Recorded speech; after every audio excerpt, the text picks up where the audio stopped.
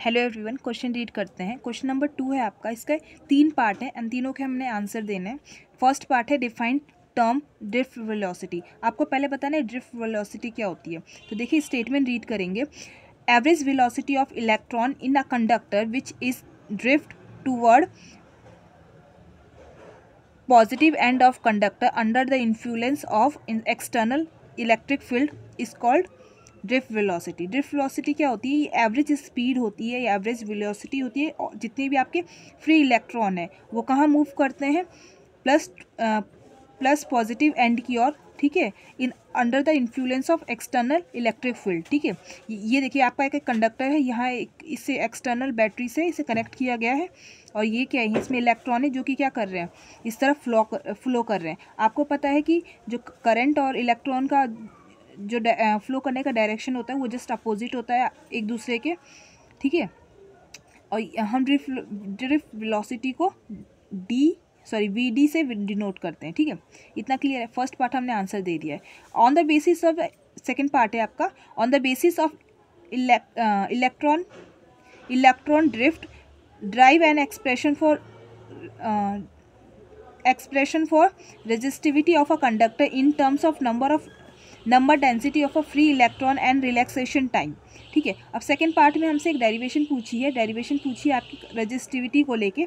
ठीक है, तो हम स्टार्टिंग कहाँ से करेंगे? देखें यहाँ पे सबसे पहले हमें ड्रिफ्ट वेलोसिटी का फॉर्मूला क्या होता है? E, capital E tau upon time. ये क्या है आपका? ये टाउ जो होता है रिलैक्सेशन टाइम होता है। ठीक है, अब यहाँ पे आपका जो ई का फॉर्मूला क्या होता है? ई होता है वी अपॉन एल। ठीक है, और यहाँ से अगर हम ई को रिप्लेस करें इस वाले टर्म में, ई को हम वी बाई एल लिख दें तो क्या आ जाएगा? ड्रिफ्ट वेलोसिटी का फॉर्मूला बन जाएगा E V tau upon M L. ठीक है, इतना क्लियर है। अब देखिए यहाँ पे क्या है, ये आपका जो ओम्स लॉ क्या होता है? ओम्स लॉ होता है आपका V equal to I R. अगर हम इस वाली V में ये वाली वैल्यू पुट कर देंगे तो क्या आ जाएगा आपका? देखिए यहाँ से आपका रेजिस्टेंस का फॉर्मूला आ जाएगा V बाई आई। ठीक है, ये आपका R क्या आ गया? V बाई आई आ गया। ठीक है, V बाई आई आ गया। ठीक है, तो V की वैल्यू हमने पुट की यहाँ पे, ये आपकी V की वैल्यू थी, अपॉन I आ गया। ठीक है, R इक्वल टू ये आ गया।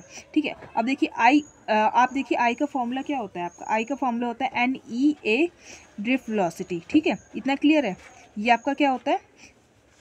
ये आपका आई का फॉर्मूला होता है। हम क्या करेंगे, जो रेजिस्टेंस का फॉर्मूला है आपका, रेजिस्टेंस क्या होता है? रेजिस्टेंस होता है रेजिस्टिविटी लेंथ अपॉन एरिया। ठीक है, अब हम क्या करेंगे, इसे इक्वेट कर देंगे।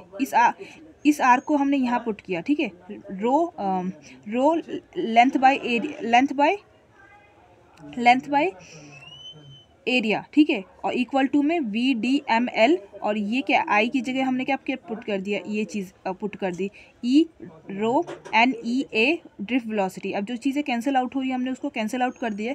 यहाँ से हमारे रेजिस्टिविटी का फॉर्मूला आया M अपॉन N E का स्क्वायर और टाउ। ठीक है, यहाँ से हमें पता चल रहा है रेजिस्टिविटी क्या कर दे रही है? इन्वर्सली प्रोपोर्शनल है किसके?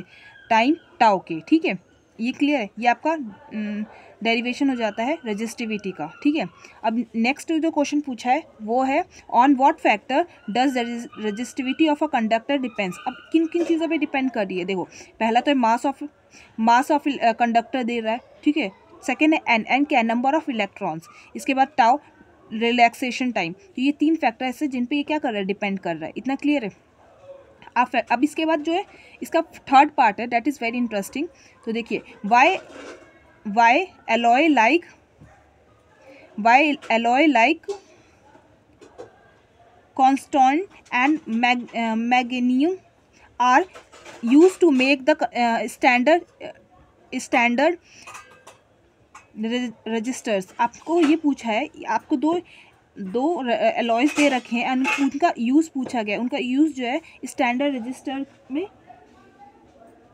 क्यों किया जाता है, इसके पीछे का रीज़न आपको बताना है। ठीक है, तो पहले अलॉय की बात करते हैं। पहला जो अलॉय है आपका कांस्टेंट है, ये किससे बनता है? ये कॉपर और निकल से मिलकर बनाया जाता है। और इसके फ़ायदे क्या हैं? ये लो टेम्परेचर पे और इसकी जो कोएफिशिएंसी होती है वो बहुत हाई होती है और हाई रेजिस्टिविटी शो करता है, ठीक है।